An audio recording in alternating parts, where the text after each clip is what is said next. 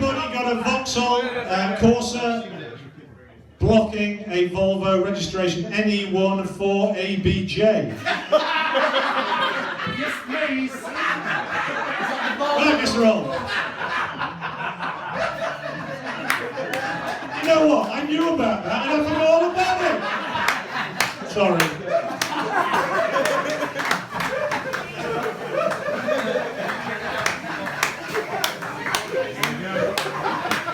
You told me about that.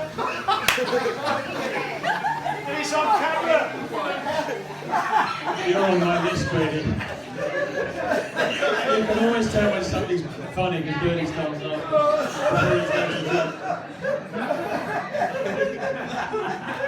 Cheers, Anna.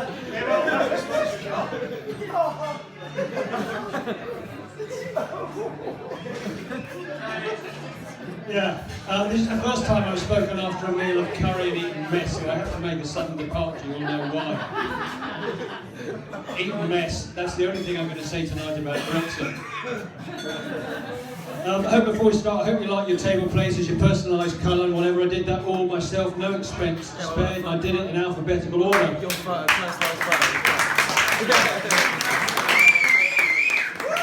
And after I printed out Dominic Ackland Snow and Nicky Ackman Snow, I had to go down to Office World to get a new ink cartridge. So this year, May 2019, Chesh hit a 6. October 2019, he spent 45 minutes on the phone telling me about it. Gillet almost hit a boundary during the season, but he didn't boast about it. Tom Hickey took a wicket in the twos.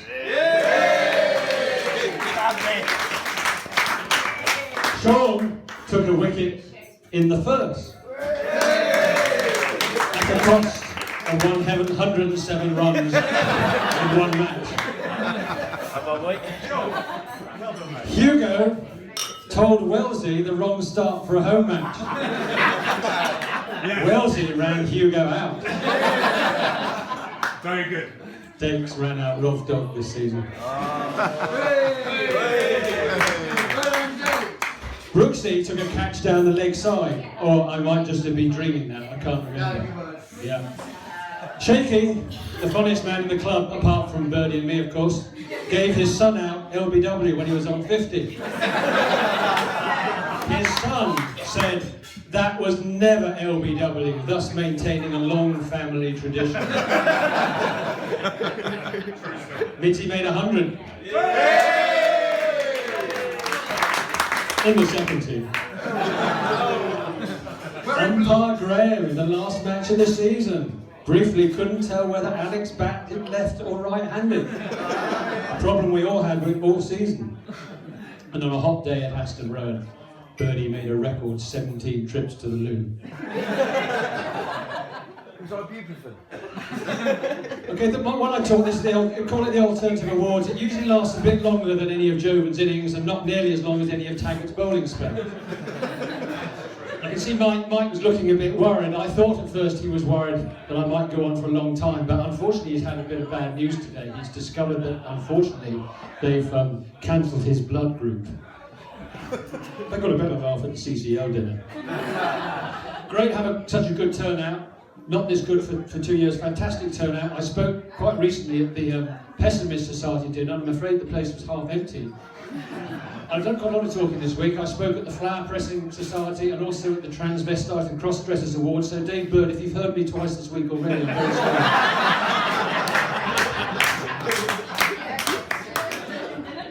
Dave, so it's good to have Dave here actually. He's here on loan from Wickham General.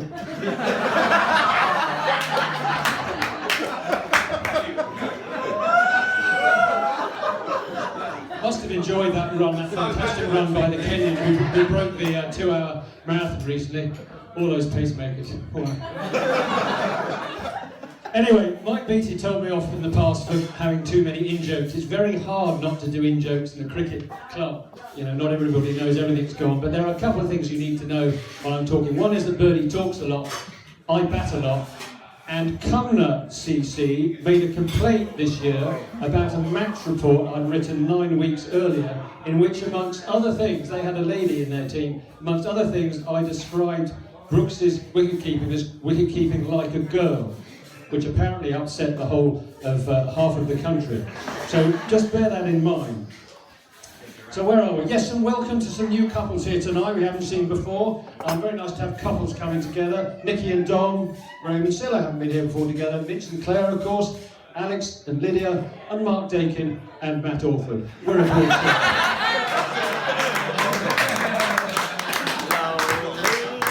A lot of people have made a long journey to be here, but furthest of all is our president, Mr. Mike Stevens, who's come all the way from Spain. He flew in from Spain. Nice easy flight. Apparently the descent was a bit tough on the old cabin pressure, which explains why he's got some chewing gum stuck in both ears. Hermione's back again. First time in many years. Great to have Hermione back. She's been away for a while, but having her here just proves that Keats is always batting above his average. Talking about average, not quite so good this year with a bat, but one fantastic over. He wins the Scott Waite, that's an in-joke, Scott Waite worst over of the season. 1 for 18. They only needed 50 off one over and we were in danger at one time. Anyway, Hermione's been away producing Property Millionaires. And who would have thought that Ben Keeping 4 or 5 years ago would have become the father of 4 children, or 4 known children. And apparently he's that good a father that he knows now he's learned 3 of their names. And he can identify any 2 of them, provided all 4 are in the room at the same time. And just a little diversion here, we discovered why Ben Keeping has a drive a mile long. Because if it wasn't a mile long, it wouldn't reach his house. Anyway, the alternative awards, generally, the original idea was to try and put so many people off coming back that they wouldn't come back and I wouldn't have to organise the thing. But it's all gone wrong because the numbers have gone up from 28 to 43 to 55. And I've realised actually that people, far from trying to avoid the speech, are dropping little hints at me in order that they get mentioned in the speech. So, as I usually do, I ask you how to send your menu choices back, and we had a complicated scheme. Well, it was complicated for non-accountants, so I asked them to come back with A1 or B3, depending on whether it was starter or mains and that sort of thing. And straight away, biggest man in the book, of course, David Saint came back to my email and said, ace, which I thought was a compliment on the email. But it turned out it was his way of saying arancini, curry and Eton mess, which of course would have been ACEM, in a blatant attempt to get into this speech. Brooksy did what he always does, and he can't just say one word or one letter. This is what I get from Brooksy. All I needed to know Brooksy was soup, sea bass and ice cream. And that seemed to start something off. I thought the menu was quite clear, but Gillet says, and this is hard to believe, Gillet said, there's nothing on the menu I like. And as though he was down at McDonald's, he ordered burger and cheese. Carrie, for the 7th year in a row, said, there's no dessert I like except sticky toffee pudding. Dave Byrne ordered chips with his dessert. Alex and Lydia ordered peri-peri sauce. You heard it here first. Which reminds me that our groundsman slices would have come tonight, but he heard there'd be no top dressing. Now that is an in-joke. It's all about groundsmen. Carol, with a touch of class here, ordered melon, but spoiled it by saying I don't want any sauce on it. And Morph, as you'd expect, chose the tart, so no surprise there. I would like to thank all of you who sent me a little note saying which was the starter and which was the main and which is the dessert. And Brooksy rang me yesterday or today and said, did you know Roz has become a vegan? And I bought it. And she has not, but I bought that. I said, why can't she become a vegan tomorrow? Just one interesting thing before we go on to, well, we get on to cricket in about half an hour. But there's only one couple in the room that ordered the same food all the way through, and that was the romantic couple, Sarah and Mike. Arancini, sea bass and Eton mess. A big hand, probably coming up to their 2nd year now. More worryingly, the only other person in the room that ordered the same was Cooperman. What is going on there, Cooperman? Now you might wonder what all this has got to do with cricket. 6 weeks after a season, we're just going through the 5 phases of denial, acceptance and anger. The Real Saint and Mark Neal have just had their last outdoor net in the dark, having asked Cooperman to bowl at them. And Bernie has just cut the outfield for the last time, only just noticing we stopped playing cricket. The rest of us were at home, familiarising ourselves with our partners, maybe learning their names again. Some things have not changed, and you remember from last year, Sean is still at Oxford Brookes University, still improving his education by going to a university with the name Brookes in it. And Shaky has my prosthetics award for getting a hip replacement during the meal, well, not literally. Ben Hillary, the Growing Maturity Award, because I think that you remembered, where's Ben? You remembered to take your kit to 5 matches this year, and you remembered to bring them back on 3 occasions, which is a much improved effort. Silla gets the Kit Man of the Year for bailing him out, or should I, if Cumler are listening, it's the Kit Person of the Year, of course. We had, of course, a number of newcomers and returners to the club. We lost one of our many wicketkeepers who kept wicket for 15 years. Basically, a mouthy, annoying, troublesome example of bad parenting. We lost Samuel. And when that sort of thing happens, you hope that somebody polite, well-mannered, sportsmanlike will turn up. And instead, we got Alex. In the first game he played for the second team, he made 84, but the second team said that that was the most bad-tempered match they'd seen for years, and they shoved him up for the first team. Where he made, in his second innings, 111 not out, so we kept him, and that's the only compliment you're going to get tonight, Alex, because he then became the winner of the famous Ben Keeping Ducks in a Row award. In 2007, this guy made 7 consecutive scores of naught.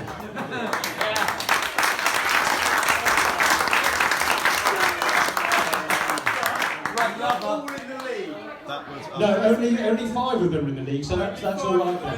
That made it much better. Alex made 2 consecutive first ballers. Now, Lydia, we've not seen you up at the club yet, but if you come up on the right day, like Kingston Bagview's at home or Didcot away, you can spend the whole afternoon with us. And likewise, you, Claire, you can spend a lot of time with Mince if you come up when he's batting. And Mince wins this year's Sade Smooth Operator Award, but mainly for activities off the pitch. Our tallest newcomer of North, of course, was Hugo. Our most controversial who's not here is Jeff Toombs. And our vaguest returner is Morph. And Morph made 47 in one game, and he bowled really well, but he took no wickets. And in the first game he bowled, he was desperately unlucky. I think he had 7 catches dropped off your bowling. 7 catches dropped off his bowling, 6 of them by spectators.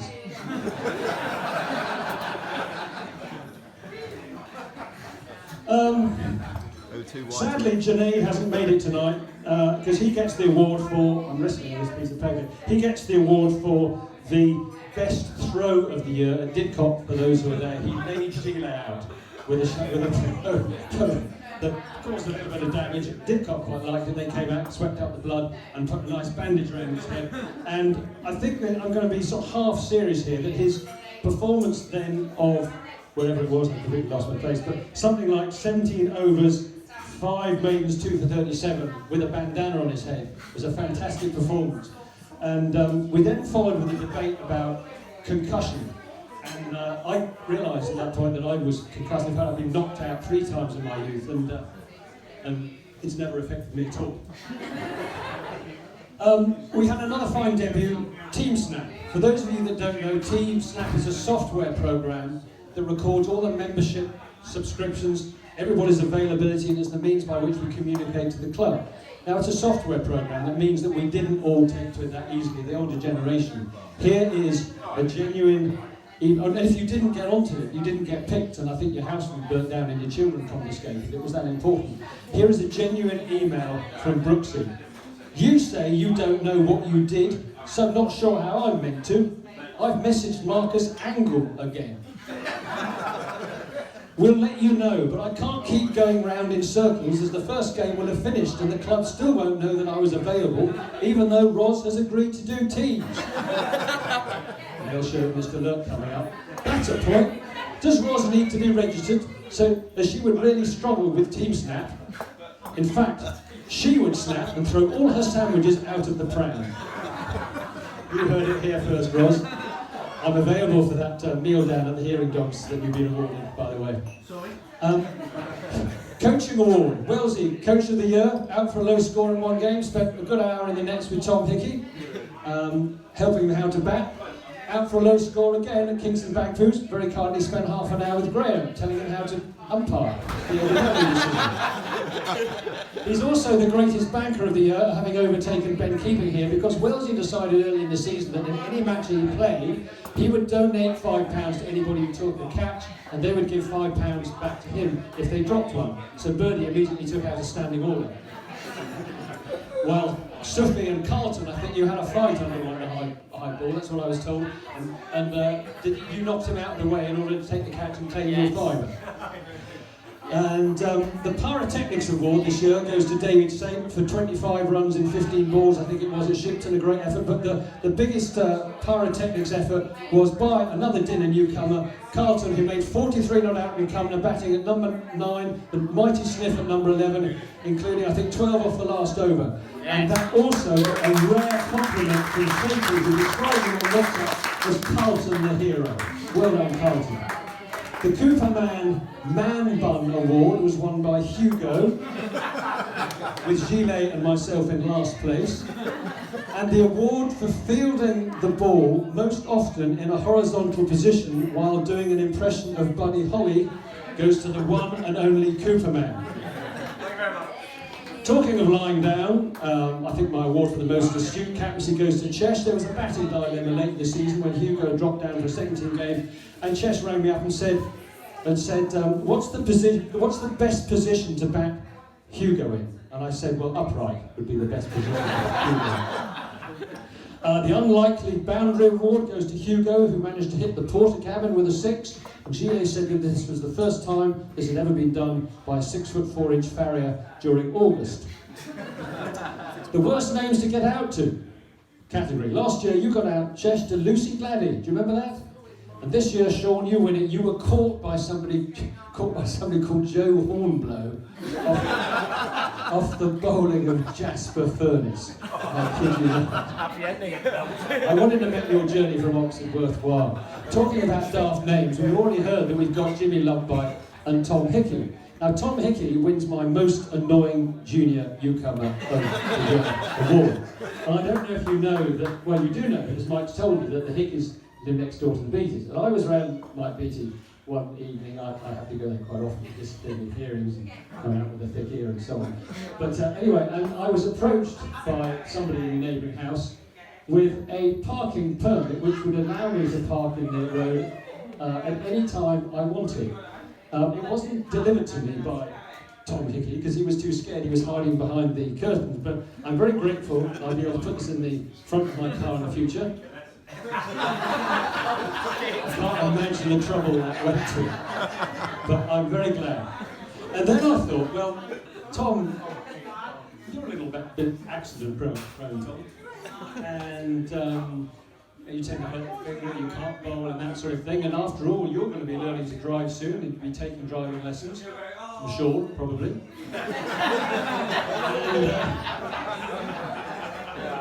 Everyone needs some extra help. So I've got a little parking permit for you, which you can use the rest of your life. And I did contact the Highways Authority, and they said that they don't like these things to be transferable, so they have to be personal to the particular individual. So you can put this one in the front of your car when you learn to drive. Okay? So we can pass that down to Tom Hickey, please. Right. Here we come to something. We did an impromptu team photograph. And I know you're a long way away. This is our team photograph. There is something blatantly obvious. Now you can see the bloke in the middle is rather dim. Now that's not the light, but he is rather dim. But in every photograph, team photograph I've ever been involved in or ever seen, you put an odd number of chairs in the front, and the captain sits there. Mitzi, how did you do that?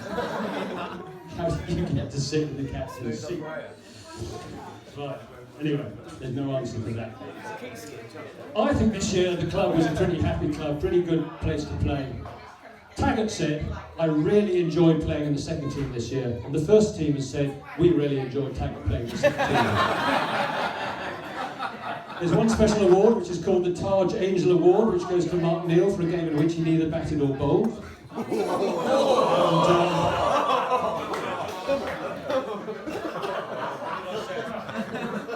good thing Mike's definitely one here. And the best on-field comment was made by Sean. We're playing at Aston Road. It's about 85 degrees. The boundary's enormous. We've got one bloke under the age of about 23, and Sean is running miles and miles. We're getting thrashed. They're about 200 for two, not much time. And Sean sidled up to me and he just said, I didn't realise that playing in the first team was so much fun, Rob. And the best off-field comment goes to Rachel. You see, Taggart and I spend a little bit of time talking to each other in the season, not usually more than about half an hour at a time. We put the world to right, we put cricket to the right, and I rang him up and it seemed that he was in the car, and I think he might have been going on a family holiday. Because certainly Rachel and Stuart were in the car. And we talked about cricket, not for long. I don't think it was longer than the usual 45 minutes. And eventually we ended the call. Or we thought we ended the call. Because there followed the voice of a young lady, which said, for God's sake, Dad, you spend more time talking to that man than you do talking to me. Okay, my favourite section is the excuse section. Pre-season, the worst pre-season excuse for doing a bit of fitness was from Keeps. He and I regularly used to go out, sometimes we still do, go out for running to get fit. He said in an email, I cannot go running. I don't make this stuff up, by the way. I have to take the girls to a fairy photo shoot. Where he bumped into Morph. We ripped up the patio as part of the refurbishment this season, and Chesh said he was willing to come. This guy's got a house and garden the size of the White House, and he said, I'd come, Rolfie, but I don't have a spade. And later in the season, we needed somebody to do second team tees. And he went one better and said, I'll do the tees, but I don't have a kitchen. If you get your own spade, Chesh, you can build a kitchen. Playing excuses. 3 excuses for missing a match. In third place, Jeff Toombs was not available one week because he was bitten by his cat. Brooksy was not available because he went, what's all this about, Brooksy? You went shopping in London, where, I seem to remember, you got caught up in a gay pride march. So we stopped, where we stopped believing the thing about shopping. But the winner by a country mile, the last match of the season, the second team trying to get a strong team, somebody called Jova and said, I can't play because I have to go to a chicken wing festival.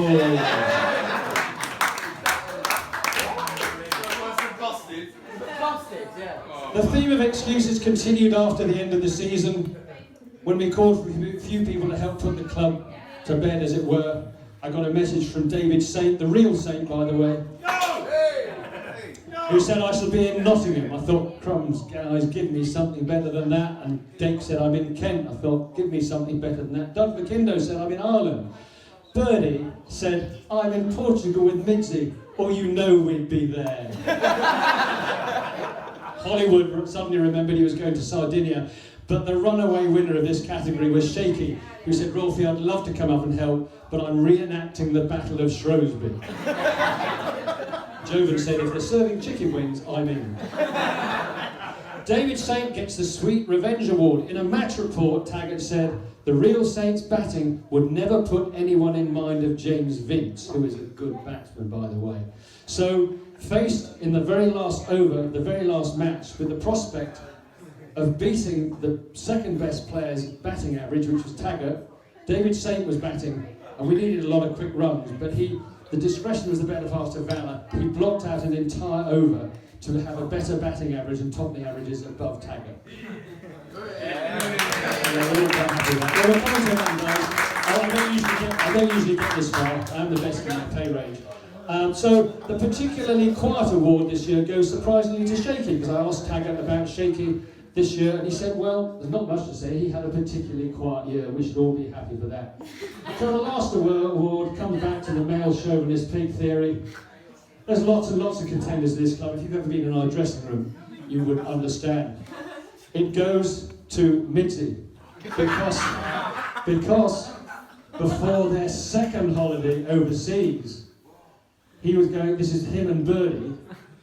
We said, is Penny going on this holiday? He said, oh yes, someone's got to drive.